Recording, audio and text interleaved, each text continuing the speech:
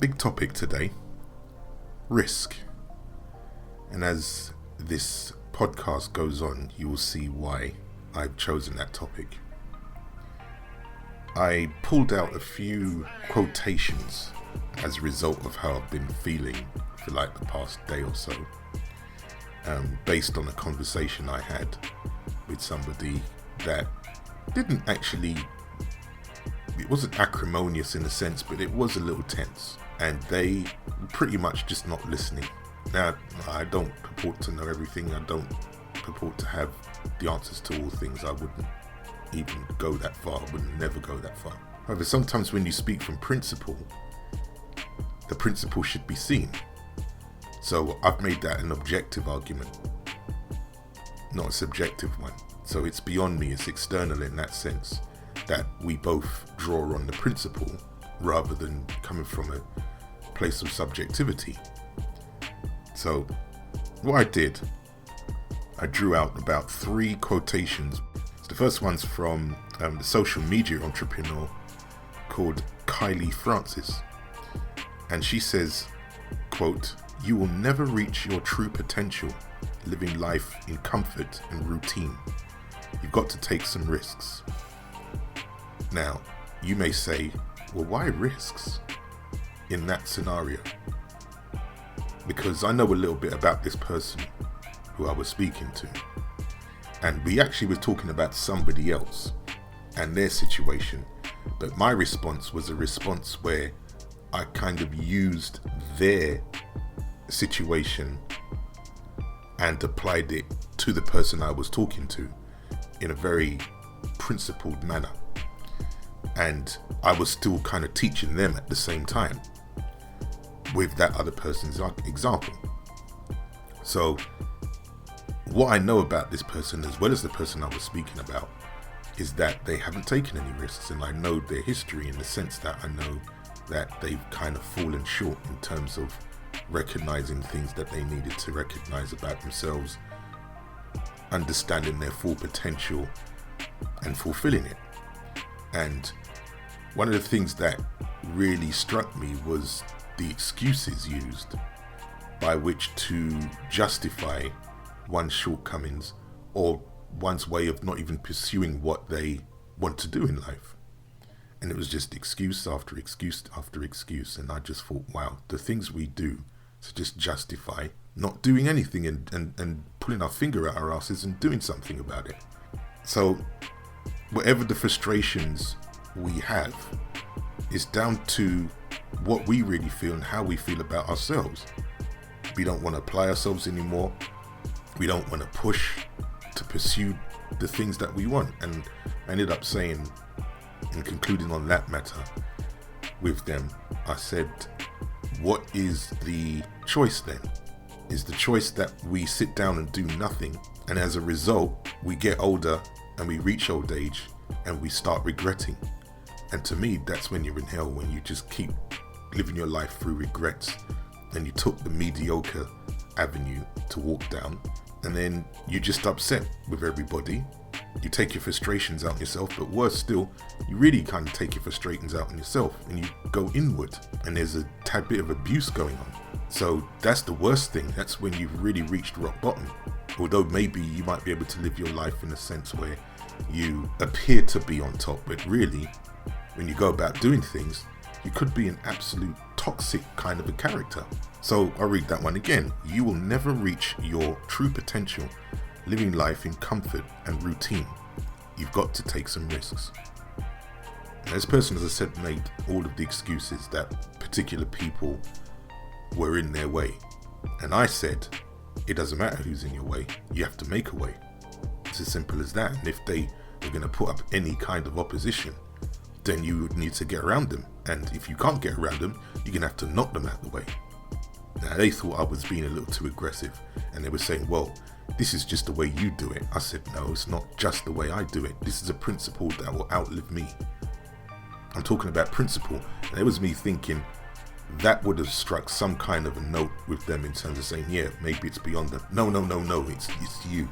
And I was like, wow, that's really interesting. So I'm going to go on to the next person, the next quotations.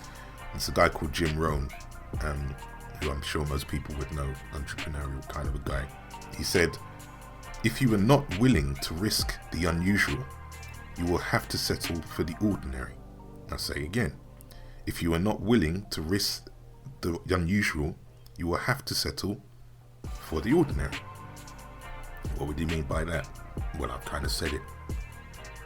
If you're just going to make all those excuses and not go for what you want in this life, then you're just going to settle for mediocrity.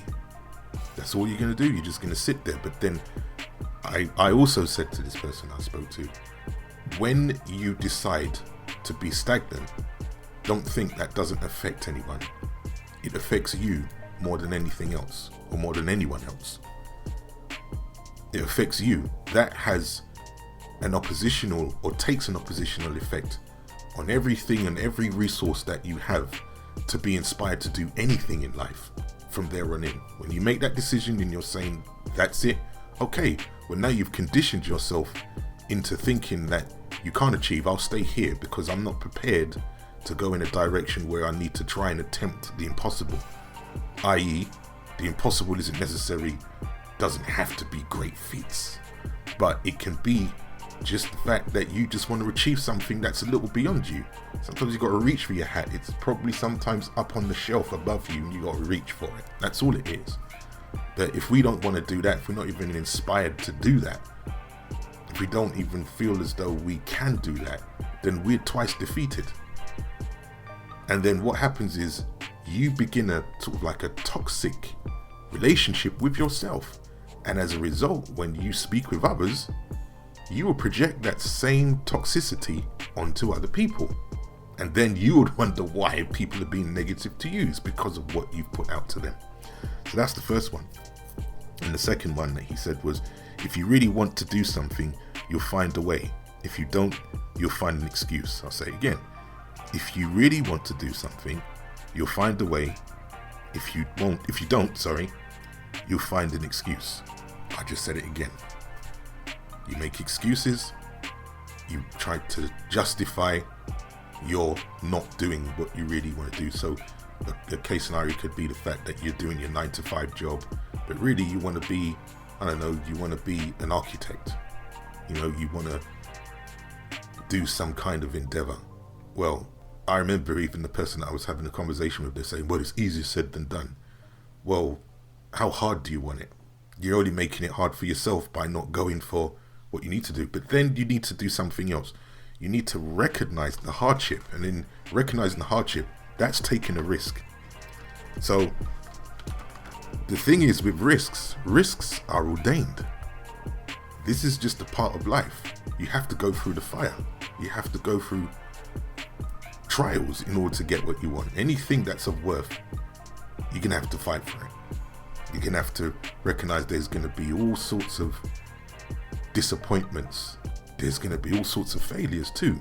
But I think this is what people fear. So what did I do? I've gone back to basics, as I always say. And I looked at the Oxford Dictionary, and it says of risk: exposure to the possibility of loss, injury, or other adverse or unwelcome circumstance. A chance or change in situation involving such a possibility. So, exposure to the possibility of loss. People are scared. People are scared to make a loss. People are scared or fear losing. But that's a part of life. If you want something bad enough, you're just going to have to go through that. You have to develop some kind of thick skin, some resolve by which to be able to resist. And again, yeah, of course, that might sound easier said than done, particularly if you're not necessarily engaging in the process. But if you really want something, you're really going to have to fight for it. And it says exposure to the possibility of injury. So you may do yourself some kind of harm. If you're in the gym and you want to, chisel yourself up, you want to rip up, or you may want to put on mass, then you know that after one session, the next day you're going to be in pain. But the pain is necessary. But the lesson there is to go past the pain barrier. But then I guess you're going to the gym the next day or any time after, to go through that pain barrier again. I guess some of us may be going to the gym and we get our little pain, but we don't realize there's a lesson in that, because that also applies to life in general. You go back for the pain every single time because there's something that you're focused on in achieving. But if you go back to the gym, you get this pain, you go away, you come back. But then you've got to look at the spiritual aspect of that. You have to do exactly the same thing in life. You have to keep going back to the pain barrier in order to keep growing. So now, I had to ask myself a question. What is it about life where we might need to expose ourselves to risk? Well, there's no other way to be successful. You have to risk something. You have to go through the fire. And after the trial, once you've succeeded, there is glory. Now, I don't necessarily mean glory in the sense that everybody faints around you, says, "Oh my God, you're a great person." That may happen.